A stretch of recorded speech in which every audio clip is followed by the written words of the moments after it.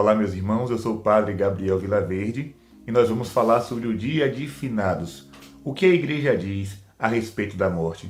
Porque cada religião vai tentar explicar a sua maneira a respeito da morte, esse mistério chamado morte. Meus irmãos, para nós cristãos católicos, nós temos uma doutrina clara a respeito disso. Nós, católicos, não acreditamos que a morte é o fim.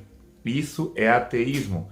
Nós não acreditamos que iremos voltar em outro corpo, reencarnação. Isso é espiritismo. Nós não acreditamos que os mortos estão dormindo. Isso é protestantismo. Nós também não acreditamos que existe um luto eterno. As pessoas colocam muito nas redes sociais quando alguém morre. Luto eterno. Nós não acreditamos nisso.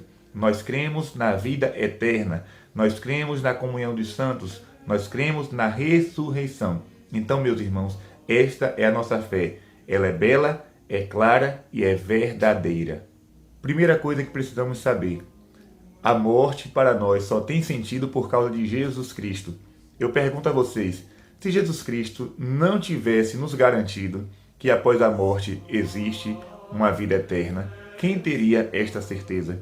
Ou seja, Cristo, com sua paixão e morte na cruz e ressurreição ao terceiro dia, ele nos garante que a morte não é o fim. Por isso que eu costumo dizer que o dia de finados não é dia dos mortos, mas dia dos vivos em Deus. Pois como Jesus fala no Evangelho, aquele que crê em mim, ainda que morra, viverá. Eu sou a ressurreição e a vida. Quando Jesus estava na cruz e olhou para o ladrão arrependido e disse: hoje mesmo estarás comigo no paraíso. Então ele está nos dando a certeza de que a morte não é fim de linha para nós cristãos. Santa Teresinha do Menino Jesus, quando estava à beira da morte, as suas irmãs carmelitas estavam ao redor do seu leito, chorosas, e Teresinha dizia uma coisa muito interessante: não chorem por mim, porque eu não morro, eu entro na vida. Olha que coisa bonita. Os santos, eles morreram com esta certeza. Santo Antônio morreu feliz. Santa Mônica, a mãe de Santo Agostinho, ela ficava se questionando: Senhor, até quando ficarei por aqui? Ela estava ansiosa para que este dia chegasse, ou seja, o dia da sua Páscoa, o dia da sua passagem para Deus. O problema, meus irmãos, é que nós estamos tão apegados a este mundo, tão apegados às coisas terrenas, que nós temos medo da morte. O nosso medo não deveria ser da morte. O nosso medo deveria ser o da condenação eterna, porque nós sabemos que existem dois caminhos, ou melhor, duas saídas. Os justos irão para a vida eterna, como diz Jesus em Mateus 25, e os injustos, os maus, irão para o castigo eterno, para o fogo que nunca se apaga. Então, o nosso medo não deve ser o medo de morrer, o nosso medo deve ser o medo de ser condenado, porque se eu morro e vou para junto de Deus, não existe felicidade maior, não existe alegria maior. E hoje nós também rezamos pelas almas que padecem no purgatório. O purgatório é uma doutrina, é um dogma de fé. Você não vai encontrar essa palavra na Sagrada Escritura. Não existe a palavra purgatório na Bíblia. Assim como não existe a palavra trindade, assim como não existe a palavra sacramento. Ou seja, foram palavras que a igreja foi colocando ao decorrer dos séculos. Mas a Bíblia deixa claro que é importante a oração pelos falecidos. Está lá em 2 Macabeus. Você pode ver que Judas Macabeu ofereceu a Deus um sacrifício pelos falecidos. Então, a Sagrada Escritura, antes mesmo de Jesus, já nos dá pistas a respeito de um lugar onde as almas são purificadas. E aqui é uma questão de lógica. Por exemplo, o Apocalipse vai dizer que no céu nada de impuro vai entrar. Se no céu não vai entrar nada de impuro, porque Deus é puro e santo, quem de nós temos a garantia de entrar no céu? Para entrar na glória, para contemplar a face de Deus, precisamos passar por uma purificação no fogo do amor divino. Então, o purgatório não é uma terceira saída, pelo contrário, quem está no purgatório já está salvo pela misericórdia de Deus. Porém, não pode ainda contemplar a face do Deus justo e santo, porque morreu com algumas imperfeições. Santa Faustina, quando ela teve a visão do purgatório, ela vai nos relatar que ela viu almas sofredoras dentro de um lugar cheio de fogo e o seu anjo da guarda estava ao seu lado. Aquelas almas rezavam muito, mas aquelas orações não serviam para elas, serviam para nós. E Faustina perguntou às almas qual era o maior sofrimento delas. E elas responderam: o nosso maior sofrimento é a saudade de Deus. O que elas queriam dizer com isso? A saudade de Deus. Elas estavam ali sendo purificadas, sofrendo, mas sabiam que não poderiam contemplar ainda a face do Senhor.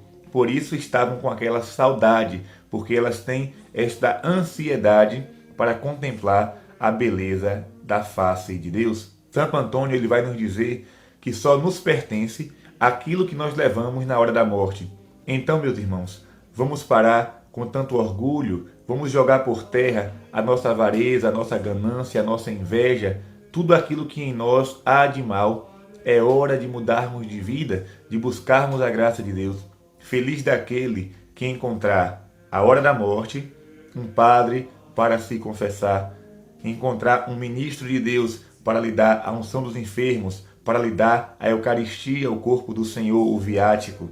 Feliz daquele que estiver preparado na hora que o Senhor lhe chamar. Eu já participei de 2 momentos diferentes.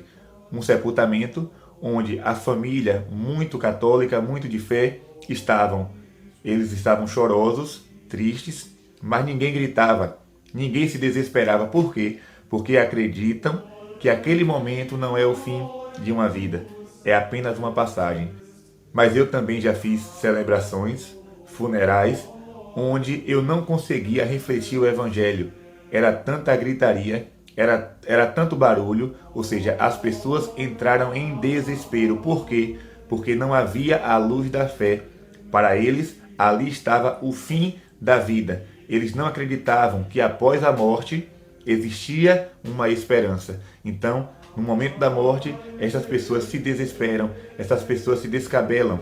Mas o cristão não. O cristão aceita com paciência, com resignação, porque sabe que por trás da morte está Deus, está a ação do Senhor. Por isso, meus irmãos, a nossa maior preocupação deve ser a nossa salvação. A igreja só existe para salvar as almas. Claro que a igreja, enquanto ela está no mundo, ela vai trabalhar também por coisas terrenas. Por isso existe essa preocupação com a natureza, com a violência, com os marginalizados. Porém, a nossa maior preocupação é a salvação das almas. Se isso não tem importância para a igreja, ela também não tem necessidade de existir. Para que serve um padre? Para salvar as almas. Então, para que vocês estudem mais um pouco a respeito do mistério da morte, também do purgatório, da salvação eterna, vou indicar alguns livros. O primeiro, Preparação para a Morte, de Santo Afonso Maria de Ligório. Um livro excelente. Também este aqui do Frei Raniero Cantalamessa, Morte, Minha Irmã. Ele vai chamar de irmã porque ele é um franciscano. Assim São Francisco chamava a morte. Também este aqui, do teólogo von Balthasar, Vida a partir da morte. Vejam bem que ele não vai usar o termo após a morte. Ele vai falar a partir da morte. Meditações sobre o mistério pascal. Também esse aqui do professor Felipe Aquino, O Purgatório, o que a Igreja ensina. E neste livro você vai encontrar também o Tratado do Purgatório, escrito por Santa Catarina de Gênova. Também lhe aconselho a ler o Diário de Santa Faustina, onde ela também vai falar um pouco a respeito da morte. Então, meus irmãos, é preciso meditar sobre isso. Um dia nós iremos morrer. Eu, você, todos nós iremos voltar ao pó. Mas o importante não é isso. O importante é para onde iremos após a morte. Então rezemos pelas almas que estão no purgatório. Elas necessitam, elas suplicam a nossa oração. De nada adianta homenagear os falecidos. Eles não estão querendo homenagem, eles estão querendo orações. Então fica aí mais esta catequese Espero que tenha lhe ajudado a entender um pouco a respeito da morte e que o Senhor nos dê a graça de estarmos preparados para este grande dia. Nossa Senhora do Carmo, rogai por nós.